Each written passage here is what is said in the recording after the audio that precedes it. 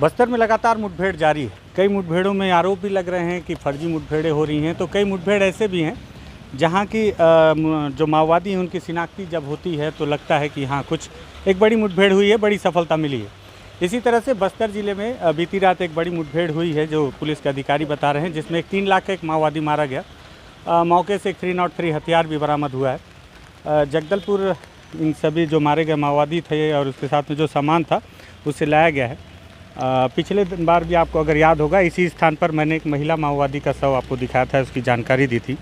हालांकि बारिश हो रही है तो इसलिए मैं आपको काफ़ी कम समय में कुछ इंटरेस्टिंग फैक्ट्स माओवादियों को दिखाना चाह रहा था। दरअसल ये सामान है जो उस 3 लाख के माड़वी जोगा उसका जो नाम था माओवादी का, उससे बरामद किया गया है।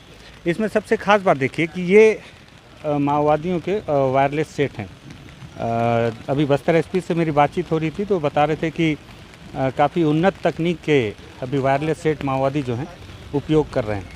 इसके पहले भी जो महिला माओवादी मारी गई थी, मंगली नाम था उसका, उसके पास से भी इसी तरह का वायरलेस सेट बरामद किया गया था। और अभी माड़वी जोगा के नाम पास से भी ये वायरलेस सेट, देसी कट्टा आप देखें ये भी बरामद किया गया है। 303 है हथियार, 4 जिंदा कारतूस है। अच्छा, एक ख़ास बात मैं आपको इसमें बताना चाहूँगा, उसके बाद फिर मैं आपको कुछ और एक नई चीज़ें दिखाऊंगा कि पिछले दफ़े जब जो मुठभेड़ हुई थी वहाँ पर जो AK-47 मिला था, तो हमने एक बात का जिक्र किया था कि ब्रांडेड सामान का उपयोग करते हैं माओवादी। पतंजलि और सर्फ एक्सेल जैसी कंपनियों के सामान माओवादी उपयोग करते हैं, लेकिन वहाँ 47 था, बड़े स्तर के नक्सली वहाँ मिले थे।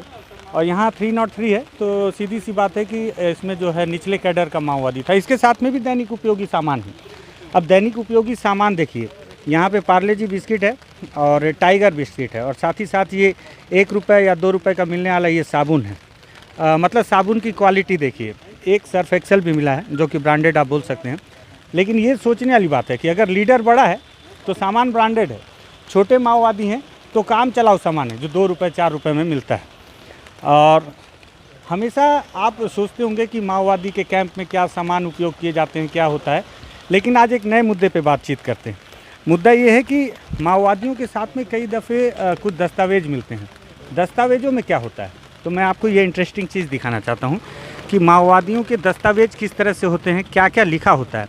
जैसे ये मैं अभी देख रहा था, तो इसमें देखिए कितने, अगर आपको समझ में आ रहा हो, बारिश हो रही है हालांकि थोड़ा सा दिक्कत है, हमारे कुछ जवान साथी मदद कर रहे हैं, कि राजनीतिक कॉपी है ये उनकी। CPI पहली कांग्रेस 1943 में बनी, दूसरी कांग्रेस जनगणना 1948 में।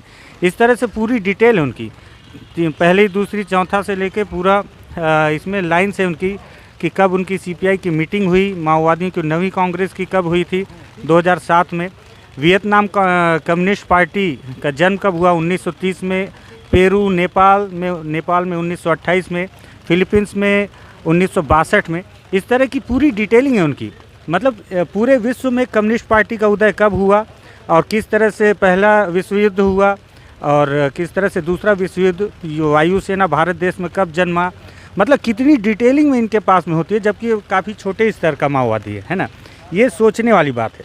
दूसरी और इनकी किताबें देखिए कि किस तरह से ये गणित वणित लगाते हैं। देखिए पुराना पैटर्न है। मैं इस तरह से बचपन में भाग लगाने की तरकीब को उपयोग किया करता था।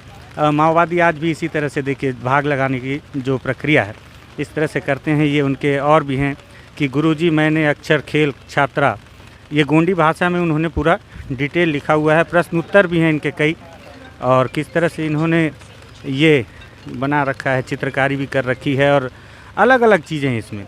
तो ये काफ़ी इंटरेस्टिंग है। इसके बाद में ये देखिए कि किस तरह से सामान का लिस्ट का हिसाब किताब होता है कि कितने ब्रश, 3 नग, चाय, 1 कॉफ़ी, मतलब एक एक सामान का हिसाब किताब, 1-1 रुपये का, और जो भी सामान है ये काफ़ी इंटरेस्टिंग है।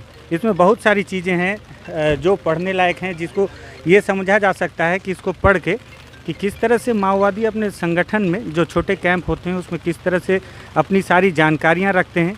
जो नए कैडर जुड़ते हैं, यह दरअसल नए कैडरों को बताने के लिए होता है। ये देखिए एक किताब है, पार्टी प्राथमिक विषय कोर्स 1, मतलब पार्टी का जो प्राथमिक विषय है उसको लेकर ये किताब गोंडी में छपी हुई है।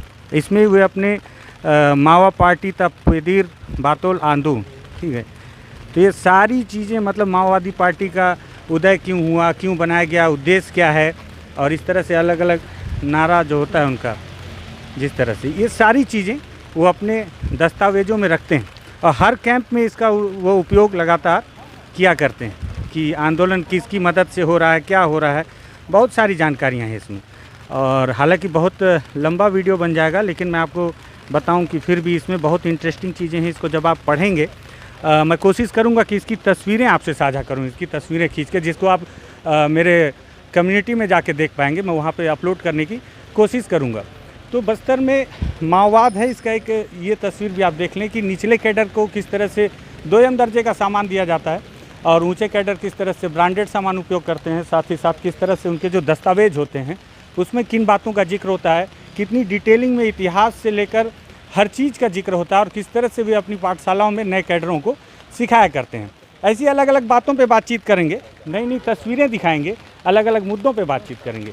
मुद्दा समझ में आता है, लगता है इस पर बातचीत होनी चाहिए, तो आप बस्तर टॉकीज़ को सब्सक्राइब कर सकते हैं।